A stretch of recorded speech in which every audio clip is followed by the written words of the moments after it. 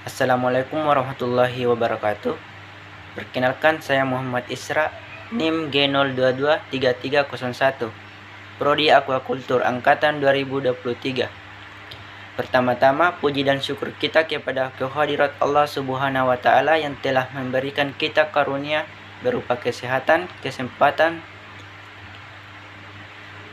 sehingga kita masih bisa memaparkan materi ini. Yang saya hormati Ibu Indah Rahayu SPD MPD selaku dosen pengampu mata kuliah Bahasa Indonesia. Langsung saja saya akan memaparkan materi dengan judul HAM dan Demokrasi dalam Islam. Pertama, HAM dan Demokrasi dalam Islam. Pengertian HAM dalam Islam. Hak asasi manusia atau HAM adalah konsep universal yang mengacu pada hak-hak dasar yang dianggap inheren atau melekat pada semua individu hanya karena mereka manusia. Dalam Islam terdapat pandangan dan perspektif unik tentang HAM yang didasarkan pada ajaran agama.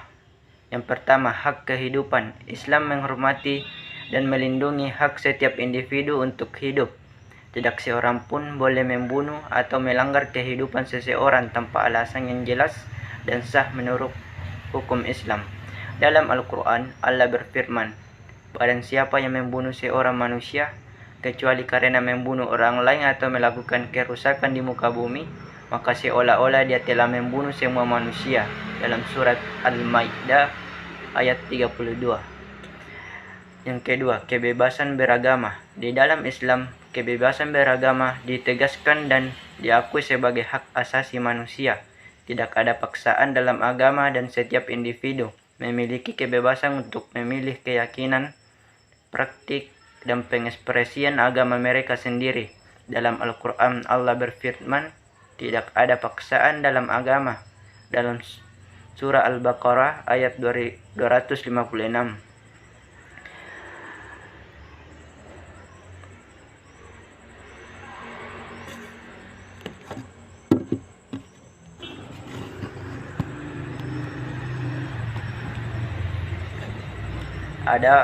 Ada beberapa pendapat yang diberikan pemahaman tentang definisi hak asasi manusia. Yang pertama, HAM adalah hak dasar sejak lahir, merupakan anugerah dari Allah Subhanahu wa Ta'ala. Yang kedua, HAM adalah hak yang dimiliki manusia sejak kelahirannya.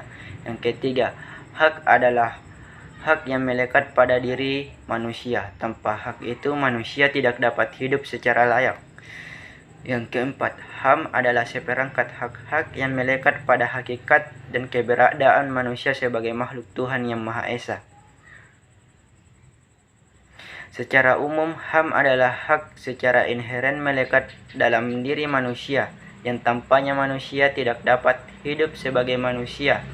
HAM didasarkan pada prinsip fundamental bahwa semua manusia memiliki martabat yang inheren tanpa memandang jenis kelamin, ras, warna kulit, bahasa asal-usul bangsa, umur, kelas, keyakinan politik, dan agama.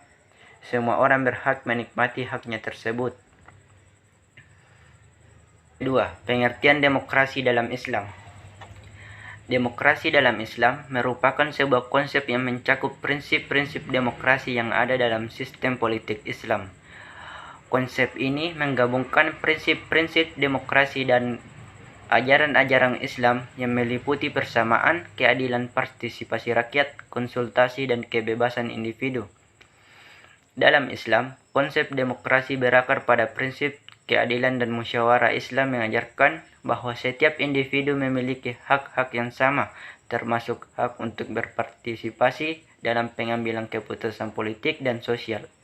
Dalam Islam, musyawarah dianggap sebagai cara utama untuk mencapai konsensus dan keadilan dalam pengambilan keputusan. Konsep demokrasi dalam Islam juga menekankan pentingnya partisipasi aktif masyarakat dalam pemimpin mereka. Prinsip-prinsip tersebut atau syura atau konsultasi dan ijma, kesepakatan, digunakan dalam pengambilan keputusan yang mencerminkan aspirasi masyarakat.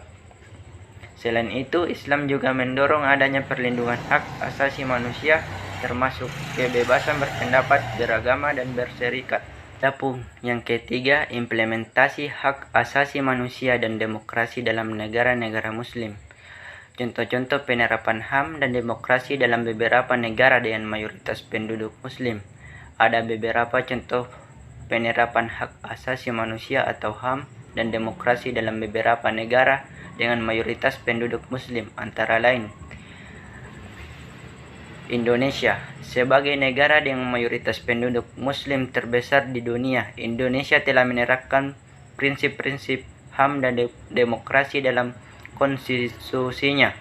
Negara ini memiliki kebebasan beragama yang dijamin oleh undang-undang serta mengakui hak-hak politik warganya. Indonesia juga memiliki lembaga-lembaga demokratif. Sekian pemaparan materi saya, lebih dan kurangnya mohon dimaafkan. Saya tutup dengan ucapan Assalamualaikum warahmatullahi wabarakatuh.